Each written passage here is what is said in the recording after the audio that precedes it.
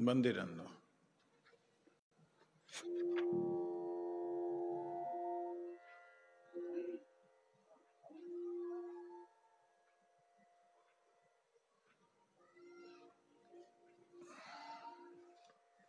हम लोगों ने कल श्रवण किया कि किस वैष्णव को उत्तम कहते हैं, किसको मध्यम कहते हैं, किसको कनिष्ठ कहते हैं।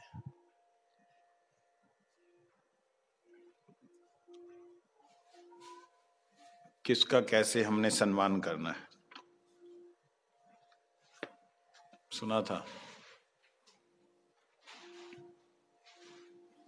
इससे पहले आया था कि संग करो, वैष्णव संग करो, भक्तों का संग करो। तो उसके बाद अब आया कि संग किसका करना है, सम्मान किसका करना है। सत्संग करो, सत्संग करो, हम सब सुनते आते हैं, सत्संग करो। वास्तविकता में सत्संग किसे कहते हैं, ये बात हमने श्रवण की।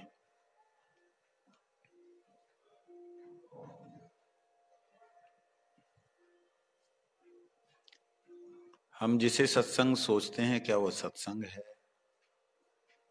ये समझना पड़ेगा ना। ज्ञानी जो महापुरुष लोग हैं, क्या उनके सत्संग के लिए रूप गोस्वामी ने बोला है, उनके संग के लिए बोला है, योगियों के संग के लिए बोला है, किन के संग के लिए बोला है, भक्तों के संग के लिए। कैसा भक्तों का संग, उसमें भी अनन्य राधा कृष्ण की उपासना वाले जो भक्त हैं उनका संग। उस उपासना में भी फिर बात आती है, तीन प्रकार के वैष्णव हैं, कनिष्ठ, मध्यम, उत्तम। तीनों का किस प्रकार से व्यवहार करना, वो कल को हमने सुना। आज 6 नंबर श्लोक में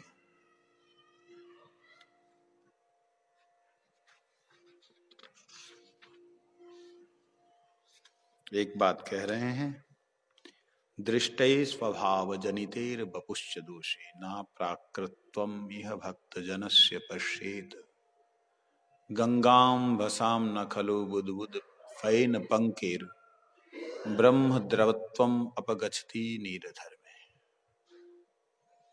इसका मतलब है, अगर किसी के शरीर का स्वभाव, जिस कुल में आया है उस कुल का स्वभाव, जिस वातावरण में है उस वातावरण के कारण बना हुआ व्यवहारिक स्वभाव उल्टा सीधा है और दिखाई देता है वैष्णवों में, तो हम कैसे उसको इग्नोर कर सकते हैं, है ना। कई बार उत्तम वैष्णवों में, मतलब जो रियल में उत्तम है, उनकी कुछ क्रियाएं समझ में नहीं आती। जैसे वैष्णव अपने ही मस्ती में, आनंद में हंस रहा है, रो रहा है, देखने वाला सोच सकता है कि मेरे पे हंस रहा है। कोई दूसरा देखने वाला ये देख सकता है कि इसको कोई ना कोई भयंकर दुख है, बेचारे की बीवी मर गई होगी, घर छूट गया होगा, तब रो रहा है। उत्तम वैष्णव के कई एक गुण जो हैं वो बाहर से दिखने में समझ में नहीं आते।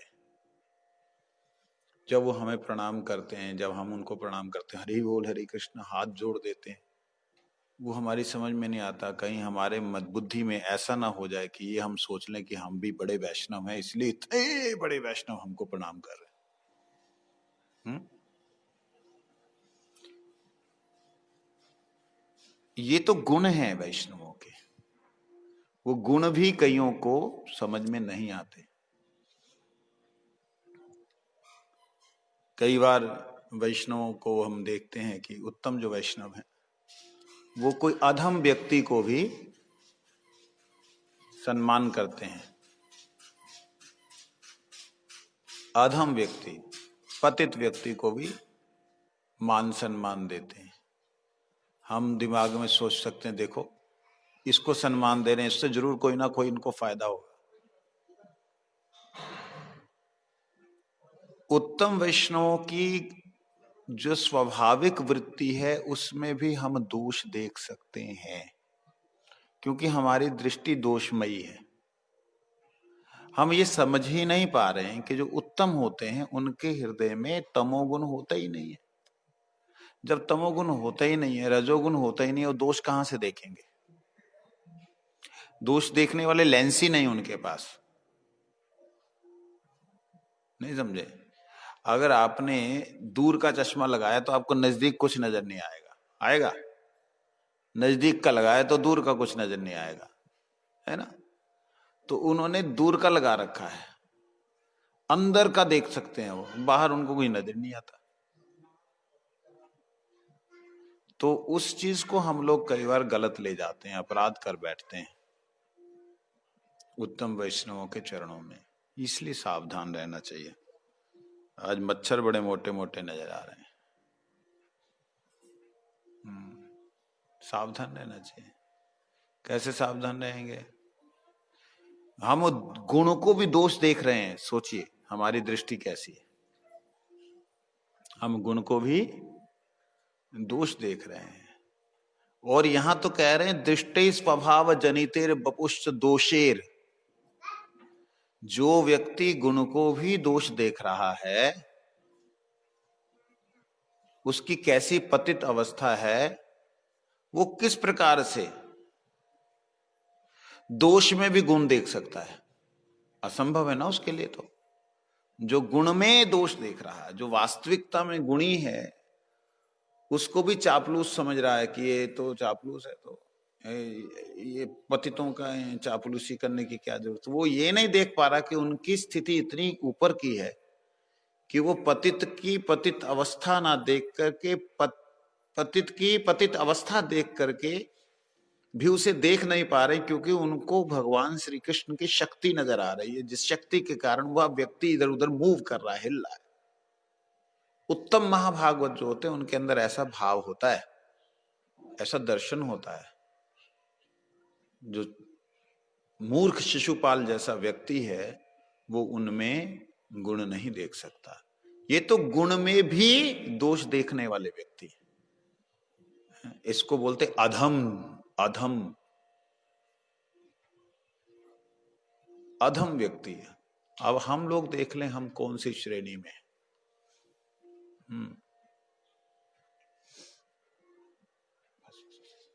दबाना नहीं,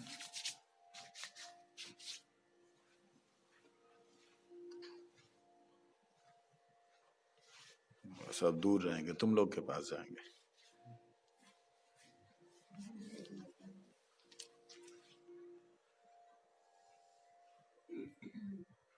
कहते हैं वो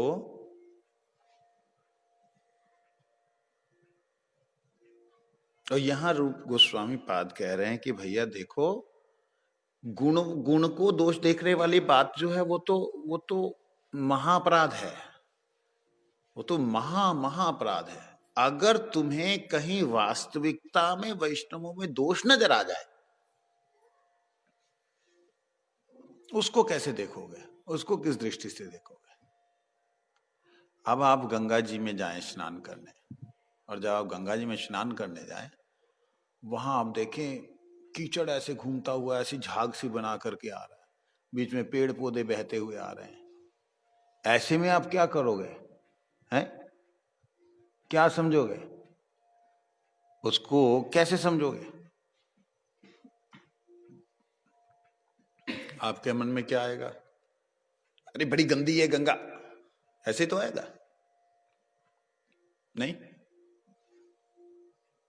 गंगा गंदी नहीं है, गंगा पवित्र करने वाली है। इसलिए जो गंदा नाला था, जब जो गंदा कुछ जमा हो रखा था, उस तालाब को उखाड़ करके उसकी गंदगी खींच करके उसको पवित्र करती हुई गंगा जो है समुद्र में ले जा रही है।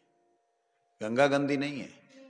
अगल बगल के जो झाड़ियां फूस हो गए थे, इतना उसका उफान आया गंगा में, इतना जल आया कि उन सबको समेट ममेट करके उसको रबड़ चबड़ करके ले जा रही है। क्षण भर के लिए वो गंदगी नजर आ रही है, लेकिन जैसी ही शीतलता होगी, ये समय आएगा, बारिशें खत्म हो जाती हैं, जब ये समय आता है तो वही जल एकदम ट्रांसपेरेंट हो जाता है, इधर से उधर नजर आता है,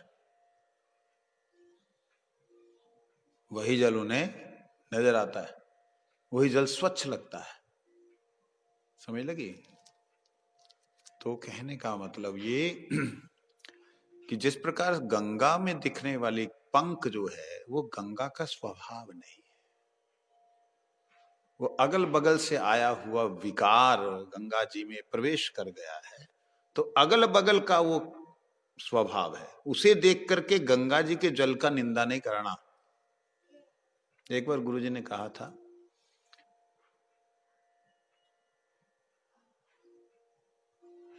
शब्द मेरे को याद नहीं आ रहे, भाव याद है, आदमी का निंदा नहीं करना, व्यक्ति का निंदा नहीं करना, वही जो गलत किया उसका निंदा करो, व्यक्ति का निंदा नहीं। तो उसका मतलब क्या हुआ कि व्यक्ति की निंदा ही होगी ना फिर तो, अगर हम गलती की उसकी निंदा करें तो उस आदमी की तो निंदा होगी।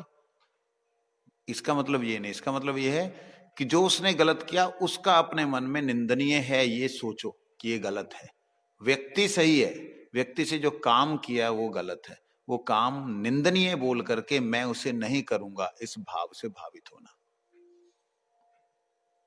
वो सही काम नहीं है। जैसे कोई बड़े व्यक्ति ने कुछ गलत कर दिया और आपको नजर आया गलत है, तो उस काम को नहीं करना है, ये है वास्तविकता में कर्म निंदा।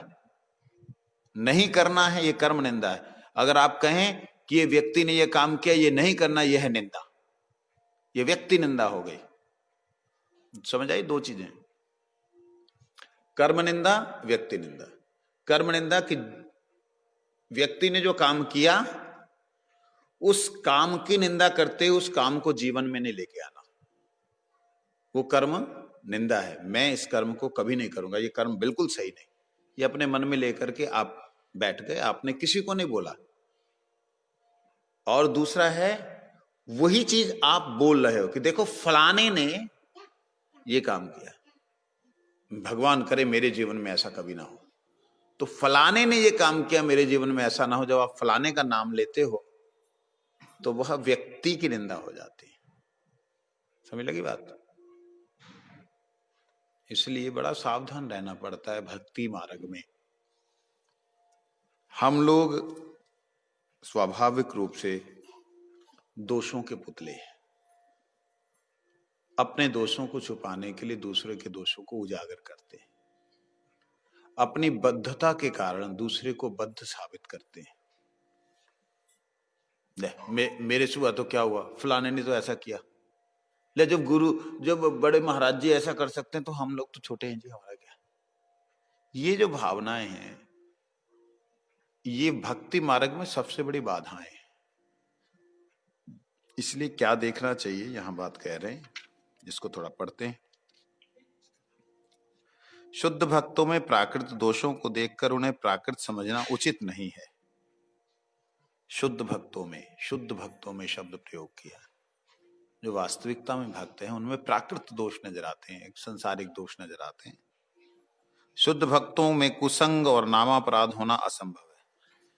कौन सा दोष होना उनमें असंभव है, यो क्लियर कर दिया। कुसंग और नामापराध ये शुद्ध भक्तों में नहीं होता। शुद्ध भक्त किसी की निंदा नहीं करते, शुद्ध भक्त गुरु अवज्ञा नहीं करते, शुद्ध भक्त साधु शास्त्र की निंदा ना करते हुए शिवादि देव वृंद को भगवान से अलग नहीं मानते, मतलब शुद्ध भक्ति के मार्ग पे लगे। लेकिन उनमें कभी कोई शरीरगत और स्वभावगत कुछ दोष नजर आते हैं। समझ लगी बात? शुद्ध भक्त किसे कहते हैं? जो किसी शास्त्र साधु और किसी भी व्यक्ति की निंदा ना करे, अपने मार्ग में चल रहा है, गुरु आज्ञा का पालन कर रहा है, विधि अनुसार अपने जीवन को यापन कर रहा है, इसे शुद्ध भक्त कहते हैं। ऐसे भक्त के जीवन में भी कई बार उनके शरीर के स्वभाव के अनुसार, स्वभाव के जो पहले जन्मों के संस्कार है उनसे बना हुआ स्वभाव, उसके अनुसार कुछ दोष नजर आते हैं। जैसे क्या क्या? मलिनता, वो गंदा रहता है। किसी ने मुझे बोला था, कहता जो अपने घर को नहीं साफ करता दूसरे के हृदय को क्या साफ करेगा। उसने बोला, कहते कि हम वहां जाना नहीं चाहते। मैं क्या कारण बताओ जी। बड़ी गंदगी है, गंदा है सब। क्या गंदा है जी? वहां गंदा है, जो बाहर गंदगी पड़ी है उसे देख रहे हैं। मैंने उनसे बोला कि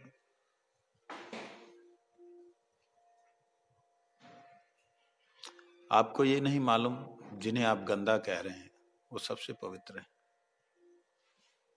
कहते कैसे? मैं कहा सबसे ज्यादा गंदा क्या है? शरीर, मुर्दा। मुर्दा सबसे ज्यादा गंदा है। मुर्दों के बीच में बैठे हुए शिव को क्यों शिव कहा गया? वो तो परम मंगलकारी हैं। शिव का मतलब ही होता है मंगलमय, मंगल, कल्याण कर।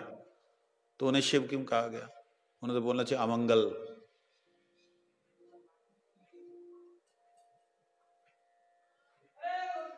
नहीं, क्या बोलना चाहिए? शिव को भूतनाथ कहते हैं ना, भूत ही बोलना चाहिए उन्हें, भूत, अघोरी, उल्टे सीधे नाम बोलना चाहिए। देखिए, देखना यह है कि चित्त वृत्ति कैसी है। अगर अंतःकरण, हृदय, चित्त की जो वृत्ति है वो गंदी है, गंदी का मतलब वो ये कुसंग में पड़ी हुई, कुसंग का मतलब दुराचारों में पड़ी हुई है वृत्ति, मन बुद्धि घुसा हुआ उसमें, तब वो वैष्णव शुद्ध नहीं है। शुद्ध वैष्णव में बाहर से मलिनता कई बार दिखाई देती है। कपड़े छोटे छोटे पहने हुए, बड़े गंदे से कपड़े हैं, बदबू आ रही है, और पास में कोई जाना नहीं चाहता, गंदगी लगी हुई है। ये देख करके आप वैष्णव की, शुद्ध भक्त की निंदा मत करें। क्योंकि आप देखिए उसके मुख से हरि नाम, हरे कृष्ण, हे राधे, हे श्याम सुंदर, इसके अलावा कुछ निकल ही नहीं रहा। आप जा रहे हो तो आपको भगवान का नाम ही सुना रहे हैं, आपको भक्ति के बारे में बोल रहे हैं।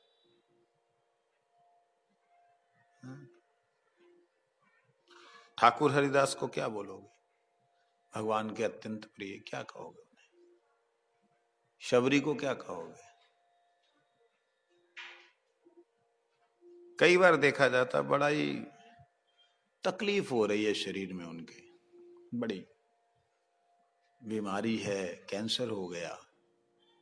एक ऐसा भगत है, कैंसर हो गया इसको, कभी निंदा नहीं करना। वो उस कैंसर में ज्यादा सुखी है, तुम डनलप के गद्दे में सुखी नहीं हो, समझे नहीं? वो कैंसर में सुखी हैं क्योंकि कहते हैं हे कृष्ण आपकी कितनी कृपा है, मेरे अनंत जन्मों के कर्मों का फल आपने इसी जन्म में दे दिया। हे राधे आपकी बड़ी दया है, आप मुझे अपने पास लेके जाना चाहती हैं, इसलिए सब धो रही हैं। दर्शन ही अलग है जी। मैं पहले भी चर्चा की थी, हमारे गुरु जी के गुरु भाई भक्ति प्रसाद पुरी महाराज जी, उनको कुछ ऐसी बीमारी थी कि हड्डियां जो है ना दबाने से कर कर कर कर कर चूरा हो जाती थी। अंतिम समय में ऐसा हो गया था। वो 50% जिसके हो जाए वो दर्द से ही मर जाता है, मतलब जिंदा नहीं रह सकता। उनके 75% हो चुका था।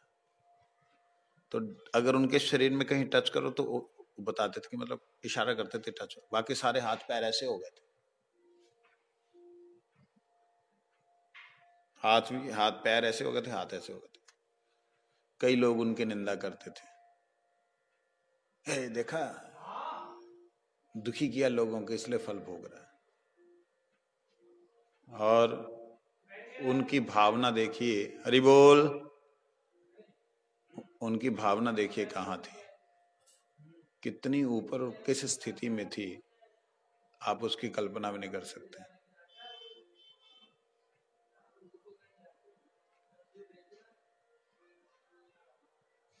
कैसे थी वो?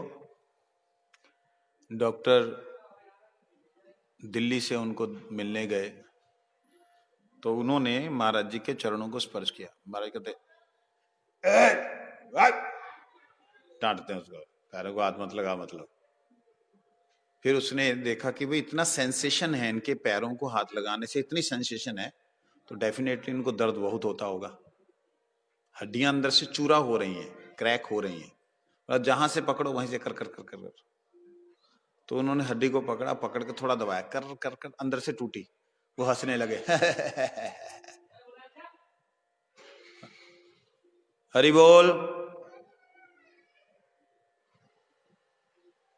तो हंसने लगे। जब वो हंसने लगे तो डॉक्टर बड़ा हैरान हुआ, कहता ये क्या, सेंसेशन बॉडी में पूरी है और चमड़ी की सेंसेशन है तो हड्डी की तो और भयंकर होती है। डॉक्टर की जो जो मेडिकल टर्म्स थी ना उससे बाहर चला गया, ट्रांस में पहुंच गया। कहता कि यार ये क्या है। उनके सेवक दामोदर दास अभी ब्रह्मचारी हैं, शायद ग्वालपाड़ा में हैं, उनसे उसने पूछा। कहते भाई मैं ऐसा पहला व्यक्ति देख रहा हूं, ऐसा कैसे संभव हो सकता है जिसको ये बीमारी होती है कराहता रहता है। महाराज क्या करते हैं,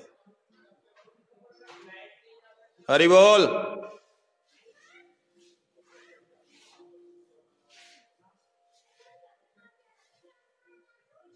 कराहता रहता है, ये क्या देखा मैंने। कहते मेरे तो दिमाग से बाहर चला गया सब कुछ, आप पूछो जरा उनसे।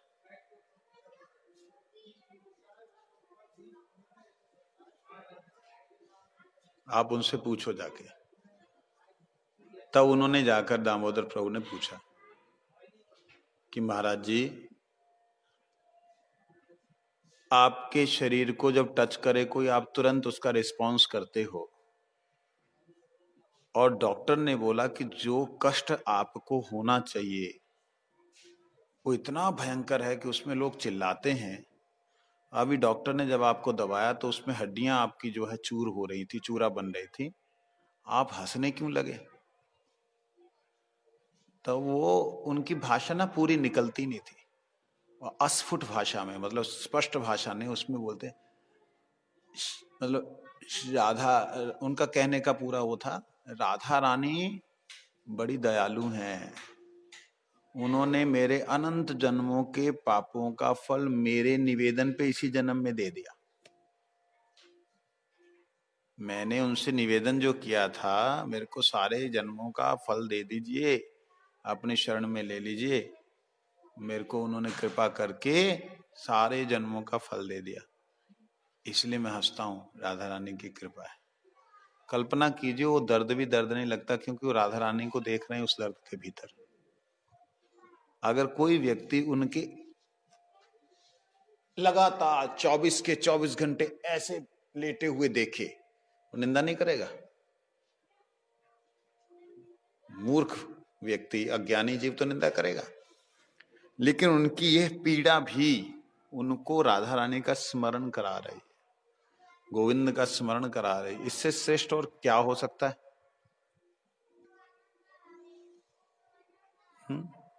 ऐसे भक्तों की निंदा कभी नहीं करना चाहिए। कुरूपता, कोई कोई वैष्णव मैंने दर्शन किए हैं, सुंदर नहीं, इधर से मांस लटका हुआ ऐसे करके, ऐसे गोल गोल गोल गोल दाग दाग दाग से पड़े ऐसे चलते हैं, लेकिन उनकी भक्ति भावना दिव्य है।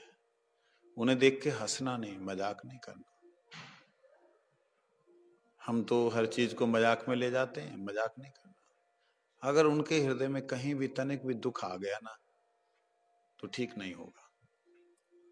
ना भी दुख आए तो भी उनका मजाक पीछे से नहीं उड़ाना, समझे नहीं।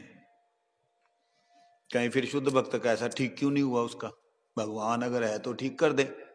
वो चाहते ही नहीं है ठीक करना, वो तो उल्टा बोलते हैं कि प्रभु जो भी कर्मों का फल है आप मुझे दे दो, मैं तो सारे कर्मों का फल भोग के जाऊं, कि ये मैं नहीं है। भगवान कहते मैं देना नहीं चाहता। कहते तुम दो, क्यों नहीं देना चाहते, मेरी इच्छा आप पूरी करना चाहते हो ना, आप बोलते ना इच्छा कर, मैं इच्छा करता हूं। पशु पक्षी होए थाकी स्वर्गे बनी रहे। पशु पक्षी होकर चाहे स्वर्ग में रहूं चाहे नरक में रहूं, बस मेरी एक ही इच्छा है, तब भक्ति रहू भक्ति विनोद हृदय। मेरी एक ही इच्छा कि आपकी भक्ति मेरे हृदय में रहे, ये मेरी इच्छा है। तो भगवान कहते कर्मों के फल को मैं हटा दूं, खत्म कर दूं? नहीं नहीं, वो नहीं करना। क्यों नहीं करना?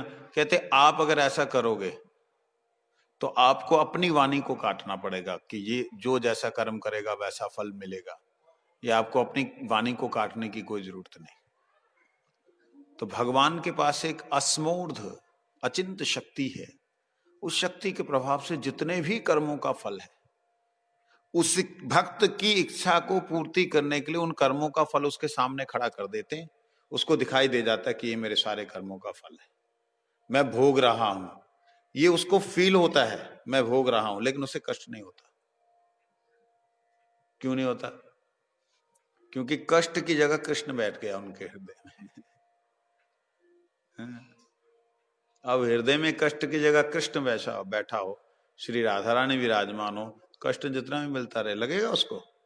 फील ही नहीं होगा। नहीं, वो अलग एक सहनशीलता से ऊपर चले जाते हैं वो लोग। सहनशीलता से बहुत ऊपर चले जाते हैं। सहनशीलता होती है तब तक जब तक कि आपको कष्ट सहन करना पड़ रहा है, लेकिन जब आपको भगवत प्रीति हो जाती है तो कष्ट लगता ही नहीं। देखिए ना, साधारण एक स्त्री को सुबह सबसे पहले उठती है, रात को सबसे आखिर में सोती है। उठने के साथ साथ कैसे भी नहाए धोए, बिना नहाए धोए, जैसे भी हो, बच्चों को तैयार करती है, उनके लिए खाना बनाती है, उनको भेजती है। उनके जाने के तुरंत बाद पति के लिए खाना बनाती है, उनको भेजती है। उसके बाद में थोड़ा खाने को मिलता है, फिर आखिर घर के काम सारे। इतना करने के बाद में पति जब बोलता है कि आज तूने नमक नहीं डाला, कितना दुखी होती है।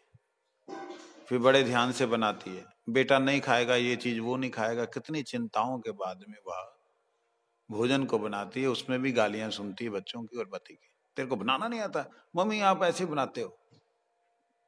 इतना कुछ सहन करने के बाद भी वो पत्नी, मैं पतिव्रता स्त्री की बात कर रहा हूं,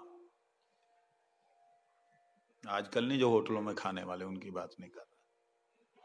वह पत्नी कभी सी नहीं करती, यही सोचती मैंने अपने पति के लिए ढंग से कुछ किया नहीं। हाय, उसको दुखी होता है। सबसे आखिर में सोना, सबसे पहले जगना। रेस्ट के नाम पे रेस्ट नहीं, सारे दिन घर के काम, उनके कपड़े धो, उसके बर्तन धो, उसका ये करो, सारा करते करते करते करते आखिर में यही सोचती कि मैंने अपने बच्चे के लिए बराबर से कोई सेवा नहीं की, मैंने पति को बराबर से सुख नहीं। एक साधारण स्त्री के अंदर ये गुण है। भक्त तो इनसे बहुत ऊपर होता है। लेकिन छड़ गोस्वामी के बारे में है, सिर्फ 4 दंड, 48 कितने होते हैं? 1 घंटा 36 मिनट सिर्फ सोते थे। कितना? 1 घंटा 36 मिनट। उसमें भी राधा गोविंद जी का दर्शन करते हैं। हम अगर नकल करने के लिए जाएंगे ना, बीमार हो जाएंगे। हम अपने स्वाभाविक वृत्ति के अनुसार नहीं चलेंगे, रूप सनातन गोस्वामी की नकल करने के लिए जाएंगे, वो बेटाइम पे उल्टा काम हो जाएगा। इसलिए स्वाभाविक उनके अंदर ये था। तो कहते हैं बुढ़ापा देखा जाता है महात्माओं में, कांपते हुए चल रहे हैं और कहें देख इतना सारी उम्र भजन किया, देख ले अब कैसी अवस्था है। एक कभी नहीं करना। ये शरीर अलग है, वो अलग है, इस बात को समझ लेना।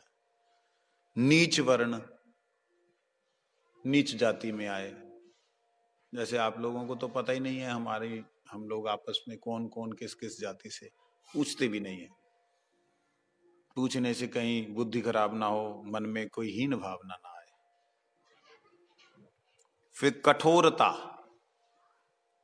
कई बार वैष्णवों को देखा जाता है बड़े कठोर है, नारियल की तरह, लगे तो सिर फाड़ दे। लेकिन फूट जाए तो अमृत पिला दे।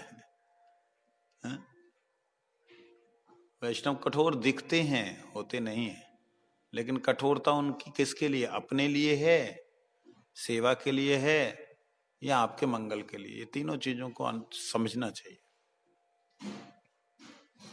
आलस्य आदि ये स्वभावगत है, ठीक है। आलस्य, हरिनाम करते करते पता ही नहीं लगा कब सो गए। कई बार ऐसा भी देखा जाता वैष्णवों में, रूप सनातन गोस्वामी की तरह उनकी निद्रा जयी नहीं है, लेकिन ये देखा जाता है तो हम कहेंगे ले ये तो माला करते करते सो जाता है, इसको क्या भगवान की कृपा मिलेगी, अनुभव होंगे। ये सब नहीं करना, सावधान रहना। भजन का मतलब होता है दूसरे में गुण को खोजना, खोज करके उसका सम्मान करते हुए हरिनाम करना। कहते हैं जल के धर्म में, गंगा जी में कीचड़ होने पर भी वह अपवित्र नहीं समझा जाता, उसी प्रकार आत्मस्वरूप प्राप्त वैष्णवगण भी जड़ देह के कारण जन्म और विकार धर्म आदि से दूषित नहीं होते। किस कुल में जन्म हुआ, क्या विकार हैं, उनसे वह दूषित नहीं होते। लेकिन एक बात पहले ही बोल दी है, कुसंग और नामा अपराध नहीं होता उनमें। कुसंग का मतलब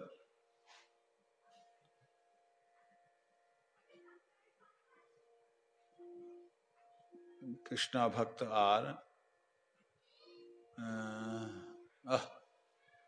कुसंग का मतलब कृष्ण, एक दोहा है, उसका भाव अर्थ यह है कि जो स्त्री अथवा पुरुष संगी है वह, अथवा स्त्री संगी का संगी वह, उनका संग नहीं करते हो, उसके पीछे पीछे नहीं चलते।